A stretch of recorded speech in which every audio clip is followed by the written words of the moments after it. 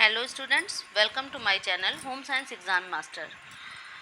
आज से जो हम प्रश्नों को की जो श्रृंखला है हमारी, उसमें हम टीजीटी, पीजीटी, जीआईसी प्रवक्ता और यूजीसी नेट के भी कुछ प्रश्नों का अध्ययन करेंगे।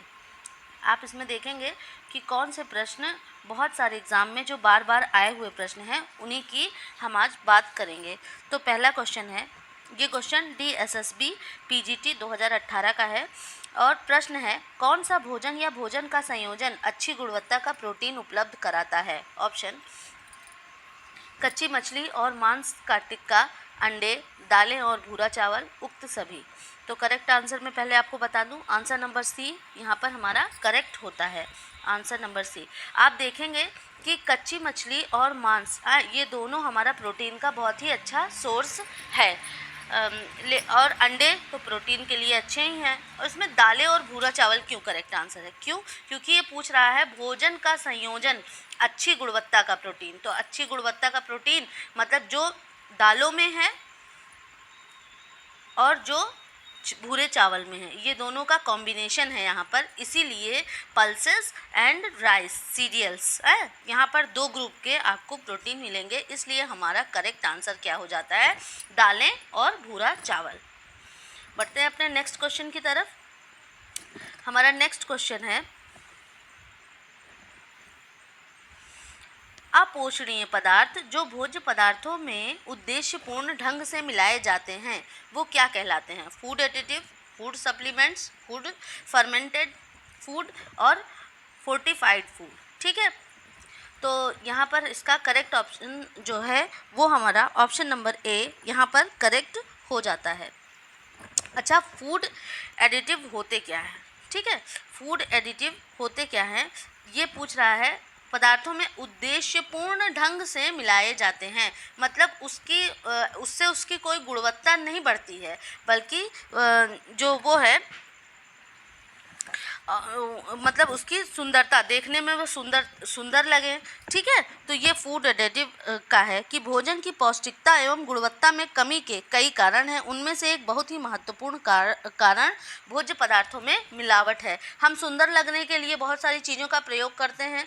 जैसे दालों को हम क्या करते हैं, दालों में पॉलिशिंग का काम करना, उससे क्या होता है, वो सुंदर तो हो जाती है, लेकिन क्या उसकी गुणवत्ता कम हो जाती है। तो ये इसका करेक्ट आंसर हो जाता है हमारा answer number A. Food supplement मतलब फूड में कुछ और चीज़ों का मिला देना। ठीक है, जैसे हम लोग सॉल्ट में आयोडीन को मिला देते हैं। ठीक है, फर्मेंटेड फूड का फर्मेंटेशन के द्वारा, खमीरीकरण के द्वारा फूड का, जैसे हम लोग खमीर जानते ही हैं, जब ब्रेड बनाने के लिए इसका प्रयोग करते हैं फर्मेंटेशन का। और फोर्टिफाइड फूड, उसमें फोर्टिफाइड फूड में भी कुछ अलग से पोषक तत्वों को मिलाते हैं। हमारा नेक्स्ट क्वेश्चन है, शरीर में कार्य पर भोजन का अध्ययन के रूप में परिभाषित है। जो भोजन के अध्ययन के रूप में किसको परिभाषित किया जाता है? जो शरीर में कार्य करता है। ऑप्शन नंबर ए विज्ञान, दूसरा खाद्य विज्ञान, सी है आपका पथ्य और डी है आपका पोषण। तो यहाँ पर जो हमारा करेक्ट आंसर है, हमारा करेक्ट आंसर यहाँ पर होता है पोषण। ठीक है, तो आंसर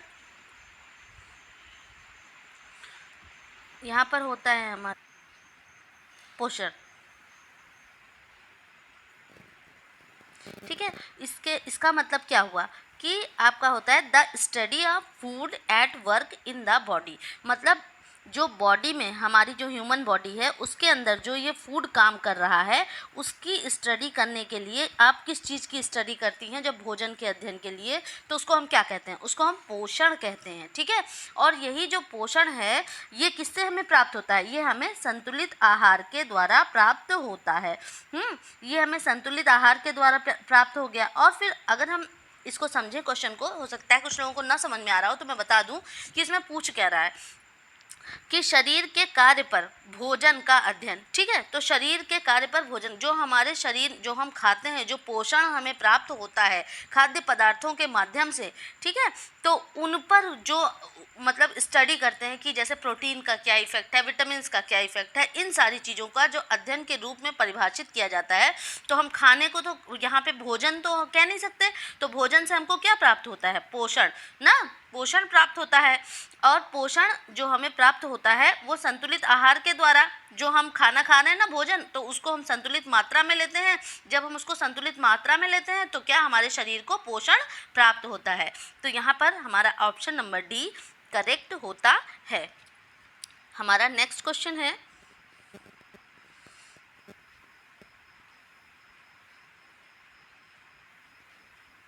वह भोजन जो एक पोषणीय दृष्टिकोण से पूर्णतः अपर्याप्त है। तो ये जो आपका ये प्रश्न है, इसको आप ध्यान से देखें कि वह भोजन जो एक पोषणीय दृष्टिकोण से पूर्णतः अपर्याप्त है। तो मृद भोजन, पूर्ण द्रव भोजन, स्पष्ट द्रव भोजन, नियमित भोजन। ठीक है, तो यहाँ पर पूर्णतः अपर्याप्त है। यहाँ पर अगर हम बात करें तो इस प्रश्न का उत्तर होता है आंसर नंबर सी। ठीक है, स्पष्ट द्रव भोजन।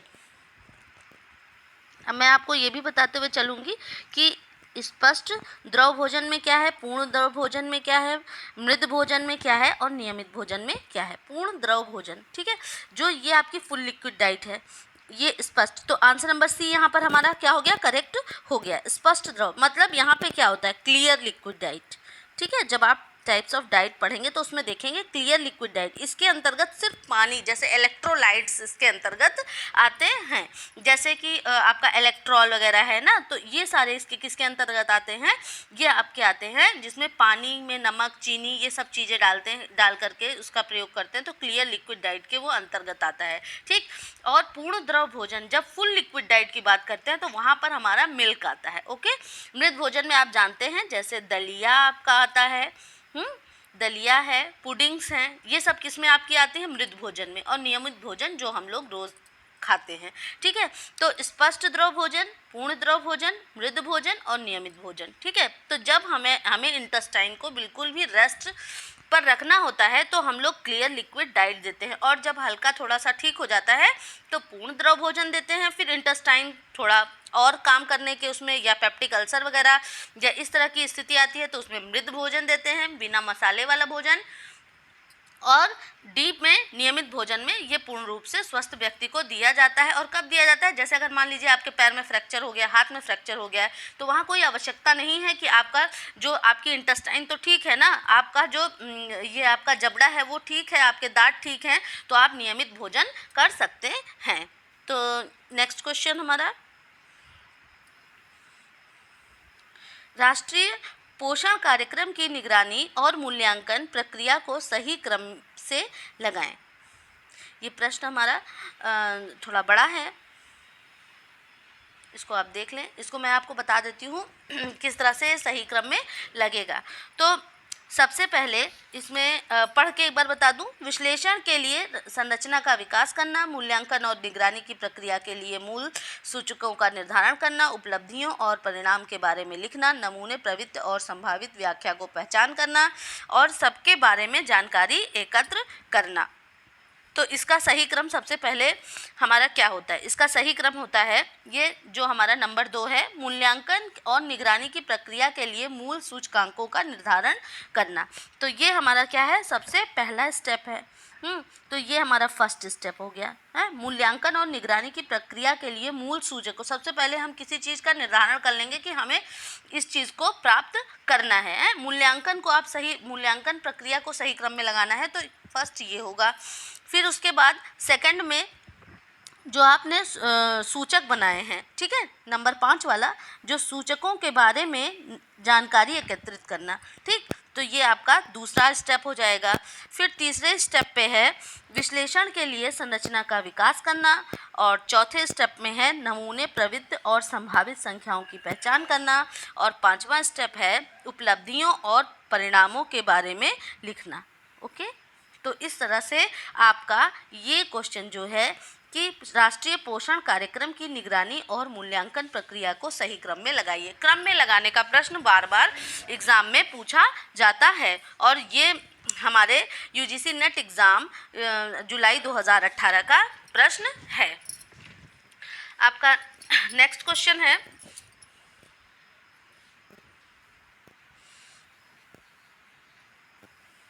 पोषक तत्वों का अधिकांश अवशोषण होता है।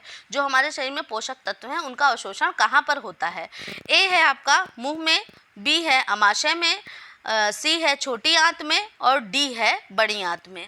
ठीक है, तो पोषक तत्व जो हैं उनका अवशोषण कहाँ पर होता है सबसे ज़्यादा? तो उनका सबसे ज़्यादा अवशोषण छोटी आंत में होता है। ठीक है, तो ये करेक्ट आंसर आपका ये हो जाता है। मुंह से किसका? कार्बोहाइड्रेट का शुरू होता है ना। अमाशय में, बड़ी आंत में अवशोषण जो आपका है ये बहुत ज़्यादा अमाशय में यहाँ पे आकर के क्या होता है, भोजन इकट्ठा हो जाता है और क्या ये यहाँ पर भोजन इकट्ठा होता है और बहुत सारे जूस इसमें आते हैं। HCl है आपका, बाइल जूस है, ये आपके छोटी आंत में आकर के मिलता है। बड़ी आंत में क्या होता है, आपके जो आवश्यक जो आपने खाया है वो सब डाइजेस्ट हो करके कहाँ इकट्ठा होता है, आपकी बड़ी आंत में इकट्ठा हो जाता है डाइजेस्ट होने के बाद, और वहाँ से पानी अलग और आपका जो व्यर्थ पदार्थ है वो अलग हो जाते हैं। तो यहाँ पर correct answer option number C होगा। नेक्स्ट क्वेश्चन है, बच्चों के शारीरिक विकास में सबसे महत्वपूर्ण कारक क्या है? तो बच्चों के शारीरिक विकास में सबसे महत्वपूर्ण कारक आपका है पोषण। ठीक है, शारीरिक विकास की बात यहाँ पर की गई है। शरीर का विकास तभी अच्छे से होगा जब हम अच्छे पोषण को प्राप्त करेंगे। व्यायाम भी अपने आप में सही है, निद्रा भी और स्वच्छता भी, परंतु पोषण बहुत ही ज़्यादा इफ़ेक्ट डालता है। जैसे हम लोगों ने देखा ना कि प्रोटीन एनर्जी माल न्यूट्रिशन होता है तो क्वाशियारकर, मरासमस, बहुत सारे रोग देखने को मिलते हैं। बच्चों का बेरी रोग, तो इस तरह के रोग भी देखने को मिलते हैं और ये सब क्या पोषक तत्वों की कमी से होता है। तो पोषक तत्व सबसे ज़्यादा इम्पॉर्टेंट हैं। नेक्स्ट क्वेश्चन हमारा,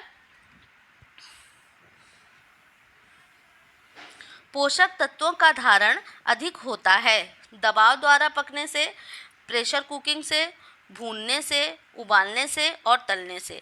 ये आपका मेथड ऑफ कुकिंग के का प्रश्न है, इसको आप देखेंगे। तो यहाँ पर करेक्ट आंसर क्या हो जाता है? करेक्ट आंसर आपका हो जाता है आंसर नंबर सी, उबालने से। ठीक है, पोषक तत्वों का धारण, नष्ट होना नहीं पूछ रहा है। सबसे ज़्यादा पोषक तत्व किस में बने रहेंगे? तो सबसे ज़्यादा जब हम बॉयलिंग करते हैं। ठीक है, बॉयलिंग प्रोसेस में क्या होते हैं, हमारे सारे पोषक तत्व उसमें विद्यमान रहते हैं। भूनने से भी उसका ह्रास होता है, तलने से तो बहुत ज़्यादा ह्रास हो जाता है, भूनने से भी ह्रास होता है और प्रेशर कुकिंग से भी ह्रास होता है। और सबसे ज़्यादा अच्छी विधि क्या है? बॉयलिंग विधि सबसे ज़्यादा अच्छी है, जिसमें सबसे ज़्यादा पोषक तत्व बने हुए रहते हैं। और कभी कभी प्रश्न इस तरह से पूछ लिया जाता है कि कई विधियाँ दे करके सबसे ज़्यादा बेस्ट विधि आपकी जो है वो बॉयलिंग की विधि है। किसी जैसे कोई खाद्य पदार्थ है उसको कच्चा या उबाल कर खाना, उससे भोजन बना कर खाने से बेहतर है, क्योंकि कुछ पदार्थों को पका देने से उसकी पोषण क्षमता का ह्रास हो जाता है। हमारा नेक्स्ट क्वेश्चन, पोषण के बारे में इसने पूछा है कि पोषण क्या है। ओके, क्वेश्चन ये है कि पोषण क्या है? एक प्रक्रिया है जिसके द्वारा शरीर के सभी भाग आवश्यक पदार्थ प्राप्त करते हैं। एक प्रक्रिया है जिसके द्वारा शरीर पदार्थों का उपयोग समृद्धि और नवीकरण के लिए करता है। एक प्रक्रिया है जहां पदार्थ उनके कार्यों और समृद्धि के लिए प्राप्त किए जाते हैं और उपयोग किए जाते हैं। एक प्रक्रिया है जिसमें शरीर के सभी भाग सभी जैव कार्यों के लिए पदार्थ प्राप्त करता है और उनका उपयोग करता है।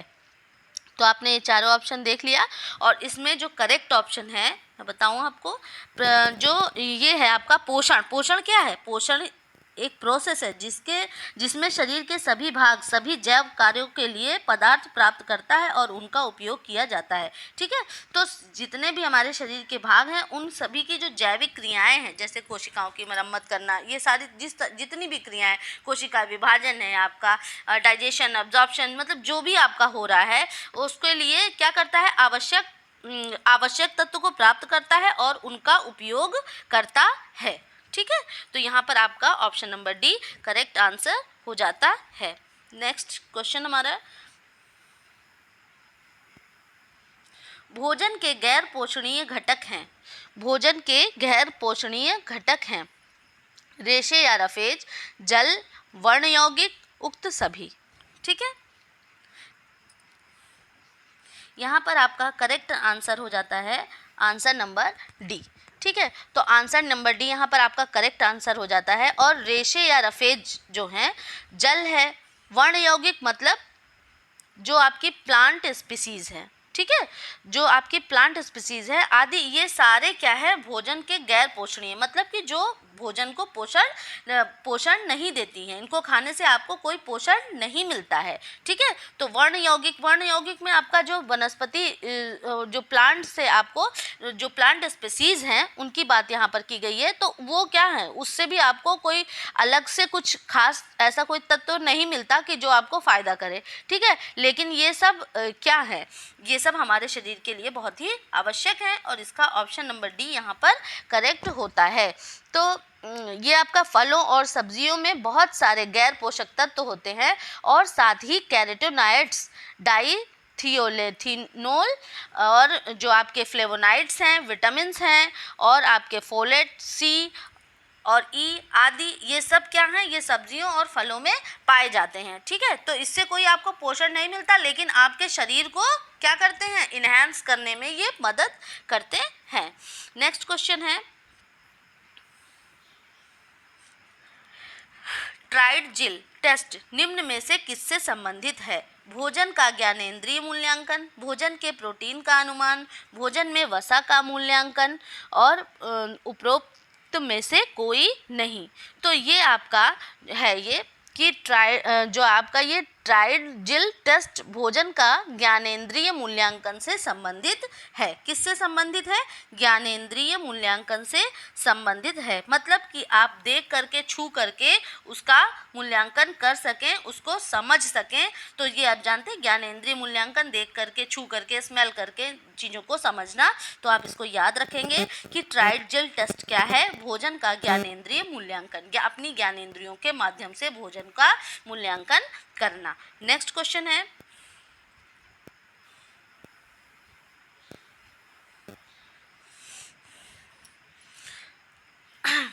Which of the following functions food performs in the body? भोजन शरीर में निम्न में से कौन सा कार्य करते हैं? ठीक है, तो भोजन जब आप शरीर में भोजन के कार्य पढ़ेंगे तो ये प्रश्न ये आपको देखने को मिलेगा।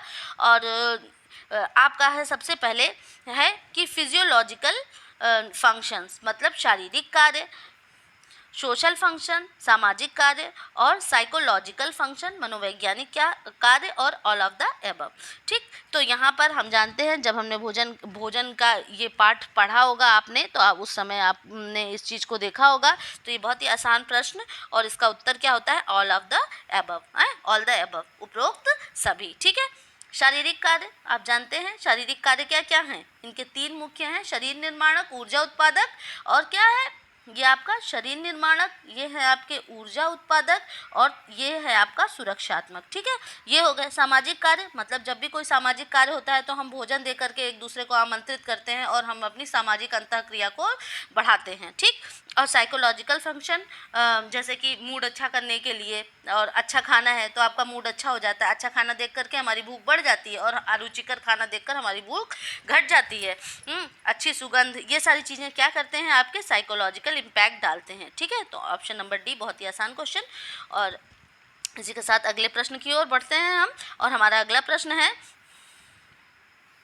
एमआरपी ऑन प्रोडक्ट मीन्स, किस उत्पादन पर एमआरपी से क्या अभिप्राय है? ठीक है, तो एमआरपी क्या है, तो ये पूछ रहा है यहाँ पर कि, तो फिर यहाँ पर सीधे सीधे अगर हम कहें कि एमआरपी स्टैंड फॉर है, किसके लिए स्टैंड करता है, तो minimum retail price, maximum retail price, micro retail price और मेंटल प्रोसेस। ठीक है, तो आप यहाँ पर इस क्वेश्चन को देख ही रहे होंगे तो आप तुरंत जान गए होंगे, क्योंकि हर जो हम लोग जितने भी उत्पाद खरीदते हैं उस पर हम लोग एमआरपी तुरंत देखते हैं। तो हम क्या होता है, मैक्सिमम रिटेल प्राइस, अधिकतम फुटकर मूल्य। ठीक है, अधिकतम फुटकर मूल्य की ज़्यादा से ज़्यादा, इससे ज़्यादा कोई भी सेल्समैन अपने ग्राहकों को नहीं बेच सकता है। तो ये क्या है आपका मैक्सिमम रिटेल प्राइस। और ये प्रश्न आपके जीआईसी प्रवक्ता एग्ज़ाम 2015 में पूछा गया है। तो आप बिल्कुल ये ना सोचें कि सारे प्रश्न टफ ही आएंगे। प्रश्नों का स्तर कैसा होता है, मिला जुला करके आता है। ठीक है, कुछ कठिन और कुछ सरल। इनमें से कौन सी विधि व्यक्ति के पोषण स्तर का आकलन नहीं करती। ठीक, कौन सी विधि व्यक्ति के पोषण स्तर का आकलन नहीं करती। 24 घंटा बाद विधि, उम्र अनुसार लंबाई, जैव रासायनिक विधि और रचना विधि। तो यहाँ पर पोषण स्तर का आकलन की विधियाँ आपकी जो हैं, तो इसमें जो है 24 घंटे, ये है आपका 24 घंटे। जब आप पढ़ेंगे अलग अलग मेथड्स पढ़ेंगे कि किस किस तरह से आपके आहार की हिस्ट्री जानने के लिए, या फिर बीएमआर को नापते समय भी और पोषण स्तर को देखने के लिए भी ये सारी चीज़ें, विधियों का प्रयोग किया जाता है। ठीक है, पोषण स्तर। तो उम्र के अनुसार लंबाई, हाँ, अगर एज के अनुसार आपकी लंबाई बढ़ रही है तो आपका पोषण स्तर अच्छा है। ठीक है, फिर रचना विधि। रचना विधि तो नहीं, ये समझ में आया कि रचना विधि में क्या चीज़ है। हाँ, और जैव रासायनिक विधि। जैव रासायनिक विधि की जैसे आपका बायोकेमिकल टेस्ट, जैसे लैब टेस्ट होते हैं, और 24 घंटे बाद विधि, कुछ चीज़ें खिलाई और बाद में उसको टेस्ट किया। ठीक है, तो आयोग ने इस प्रश्न का कोई उत्तर सही नहीं माना है। अगर आप देखें तो इन तीनों से आप पोषण स्तर नाप सकते हैं, लेकिन रचना विधि का वर्णन नहीं किया गया है। तो ऑप्शन नंबर डी को आप यहाँ पर सही मान सकते हैं, लेकिन इसका कोई भी उत्तर आयोग ने माना नहीं था, और इस पर क्या हो गया था, प्लस मार्क्स सभी को मिल गए थे। और ये पूछा गया था आपके असिस्टेंट प्रोफेसर प्रवक्ता एग्जाम 2014 का ये प्रश्न है। ठीक है,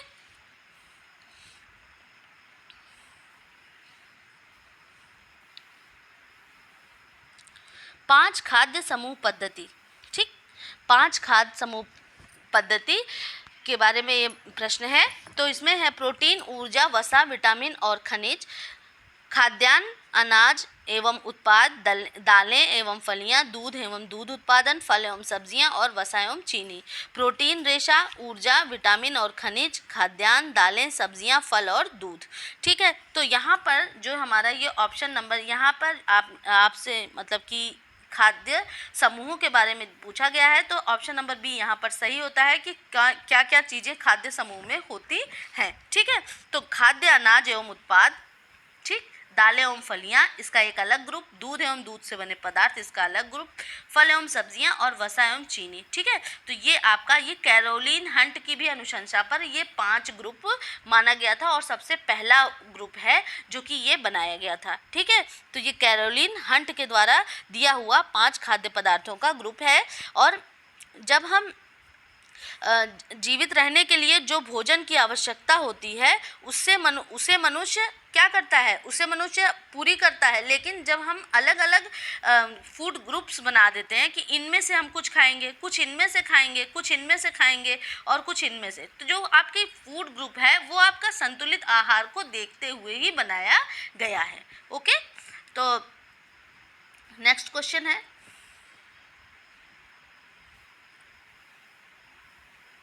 अघुलनशील और संश्लिष्ट आहार का घुलनशील और सरल आहार में रूपांतरण कहलाता है। आत्मसात्करण, आधारीय चयापचय, पाचन, आहरिकी। ठीक है, तो यहाँ पर आपका जो आपका ये है बेसल मेटाबॉलिज्म, अर्थात कि आपका ऑप्शन नंबर बी ये आपका करेक्ट होता है। अघुलनशील और संश्लिष्ट आहार का घुलनशील और सरल आहार में रूपांतरण, मतलब जो कि अघुलनशील है मतलब घुल नहीं रहा है, संश्लिष्ट आहार जो है उसको घुलनशील और सरल आहार में रूपांतरण, जब इसमें ये बदल जाता है तो वो क्या कहलाता है, आधारीय चयापचय कहलाता है, आपका बेसल मेटाबॉलिज्म कहलाता है। तो शरीर के जीवित रहने के लिए अनिवार्य न्यूनतम शक्ति या ऊर्जा प्रदान करने के लिए होने वाला चयापचय आधारीय चयापचय के ही अंतर्गत आता है, क्योंकि जो भी चीज़ें हम खाते हैं अगर उनका पाचन सही ढंग से नहीं होता है तो क्या होता है, मतलब हम लोग कहते हैं ना हमारा मेटाबॉलिज्म स्लो हो गया है, तो जब मेटाबॉलिज्म स्लो हो जाता है तो क्या ओबेसिटी हो जाती है और बहुत तरह की डायबिटीज़ है, डायबिटीज़ वगैरह भी तो आपकी इसी तरह की वो है इम्बैलेंस है मेटाबॉलिज्म का, क्योंकि इंसुलिन नहीं स्रावित हो रही है तो हमारा क्या कार्बोहाइड्रेट जो हमारे ब्लड में वो जाने लग रही है, यूरिन में पास होने लग रही है ना, तो ये सारी चीज़ें, तो ये किसके अंतर्गत, यहाँ पर ऑप्शन नंबर बी कि सरल आहार में जो रूपांतरण होता है वो क्या कहलाता है, बेसल मेटाबॉलिज्म कहलाता है, या मेटाबॉलिज्म कहलाता है। यहाँ पर आपका करेक्ट आंसर ये हो जाता है।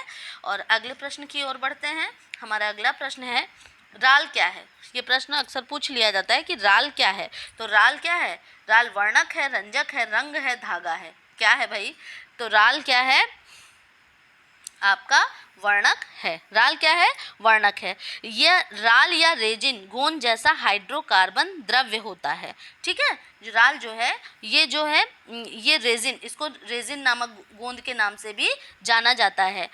ये हाइड्रोकार्बन द्रव्य होता है जो कि क्या होता है, वृक्ष, आपने कभी कभी देखा होगा पेड़ होते हैं ना हमारे, हमारे पेड़ हैं मान लीजिए, और उनकी छाल से अगर हम उसको खुरचते हैं तो कुछ ऐसे लिसलिसा सा पदार्थ निकलता है, ठीक है।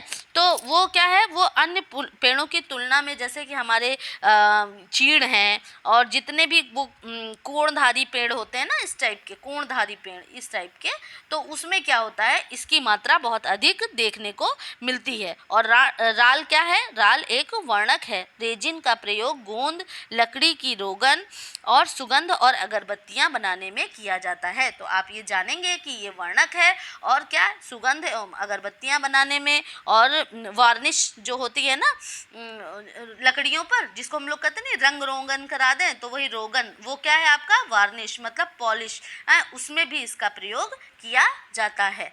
नेक्स्ट क्वेश्चन,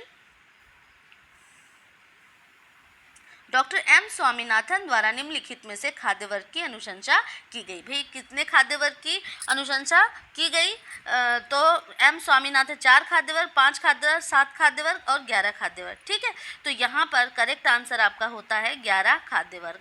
तो 11 खाद्य वर्ग की अनुशंसा किसके द्वारा की गई, डॉक्टर एम स्वामीनाथन के द्वारा की गई। 5 खाद्य वर्ग की अनुशंसा कैरोलिन हंट के द्वारा की गई। 7 खाद्य वर्ग की अनुशंसा आपकी अमेरिकन काउंसिल के द्वारा की गई 7 खाद्य वर्ग की, 5 की कैरोलिन हंट और 11 खाद्य वर्ग की अनुशंसा आपकी डॉक्टर एम स्वामीनाथन के द्वारा की गई। So answer number D is correct. Okay, next question, पोषणिक स्थिति का वर्गीकरण किया जाता है इस रूप में, किस अच्छी और बुरी, कुपोषित और अतिपोषित, अपर्याप्त और पर्याप्त, और डी है आपका अनुकूलतम और अल्पतम, ठीक। तो इसमें आपका करेक्ट आंसर क्या होता है,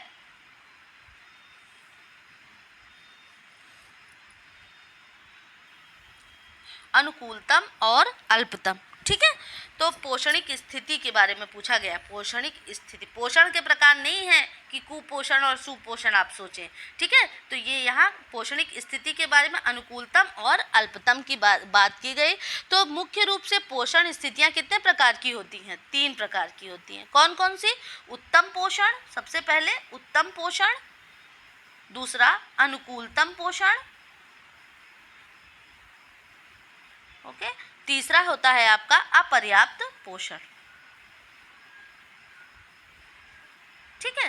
तो उत्तम, अनुकूलतम या अपर्याप्त पोषण, इसी अपर्याप्त पोषण को ही अल्पतम पोषण भी कहा जाता है। तो आंसर नंबर डी यहाँ पर करेक्ट होता है। आप प्रश्नों को देखकर समझ पाएंगे कि आपको कितना अच्छे से पढ़ना है, कि आपको भूलना नहीं है और कंफ्यूज भी नहीं होना है, वरना प्रश्नों में आप कंफ्यूज हो जाएंगे कि इसका करेक्ट आंसर क्या है। किण्वन से क्या बढ़ता है, ठीक है। किण्वन से क्या बढ़ता है? पाचनशीलता बढ़ती है, कैल्शियम बढ़ता है, विटामिन ए बढ़ता है, कुल प्रोटीन बढ़ती है। तो करेक्ट आंसर यहाँ पर क्या होता है? पाचनशीलता। किण्वन से क्या होता है? पाचनशीलता बढ़ती है। और किण्वन क्या है? एक जैव रासायनिक प्रक्रिया है। इसमें जटिल कार्बनिक यौगिकों का सूक्ष्म सजीवों द्वारा ऑक्सीजन की अनुपस्थिति में सरल कार्बनिक यौगिकों में विघटन होता है। और किण्वन से क्या बढ़ती है? पाचनशीलता बढ़ती है। और जब ये खमीरीकरण की प्रक्रिया होती है तो उसमें क्या होता है? उससे उत्पन्न कार्बन डाइऑक्साइड आपकी CO2 कार्बन डाइऑक्साइड गैस अपना उत्थापक का कार्य करती है। खमीर मिलाकर ही अधिकतर किसका प्रयोग किया जाता है? किण्वन की प्रक्रिया, डबल रोटी, ब्रेड्स, इन सारी चीज़ों का प्रयोग किया जाता है। और जो हम लोग खाते हैं ना पिज़्ज़ा बेस, तो पिज़्ज़ा बेस भी इसी से बनाया जाता है। ये प्रक्रिया की जाती है। इसमें कार्बन डाइऑक्साइड की उपस्थिति के कारण ही वो क्या होता है? एयर स्पेस ले लेता है। Okay, next question.